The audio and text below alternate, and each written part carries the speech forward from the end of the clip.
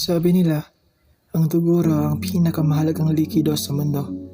Pero para sa amin, mas matimbang ang pawis at taba ng loob na pinagsaluhan namin sa kasada.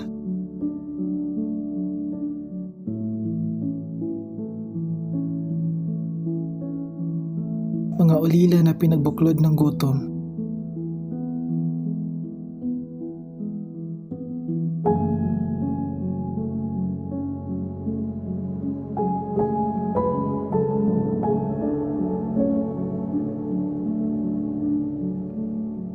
Sabi namin noon, walang iwanan hanggang sa huli. Na ang isip ng isa ay isip ng lahat. Na ang buhay ng isa ay buhay ng lahat. Pero ang kalsada may sariling batas. At ang batas na yun, walang puwang para sa puso. Ano na, pre? 5 minuto na lang, darating na sila, boss. Ang katwiran dito, isa lang. Papatayin natin si Leo o tayong tatlong itutumba. Magsalba na lang sa sarili natin to, Miko. Huwag ka na mag-isip. Ikaw talaga, pre. Pag natatakot ka, nagiging hayop ka.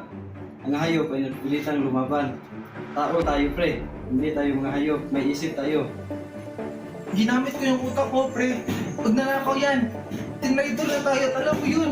Alam ko ang totoo kung bakit niya yun ginawa. Para yun sa pagpagamot ng kapatid niya, di ba? Pero alam kong sa batas ni boss, mali yun. Oh, tuloyin mo na.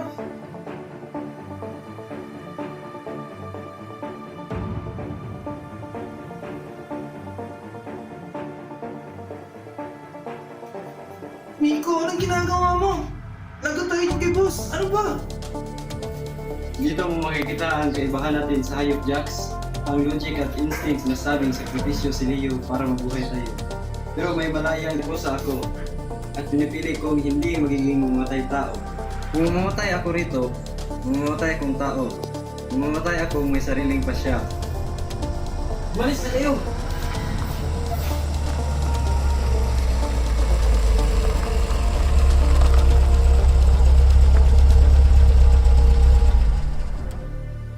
Hindi tayo mga hayop na nakadepende sa algorithm ng survival. Sa dulo ng lahat, ang tunay na kalayaan ay hindi ang pagtakas sa kamatayan, kundi ang kakayahang piliin ang tama kahit wala ka nang mapapala. Ngayong gabi, hindi ako mamamatay bilang bilanggo ng kalsada. Mamamatay ako bilang isang tao.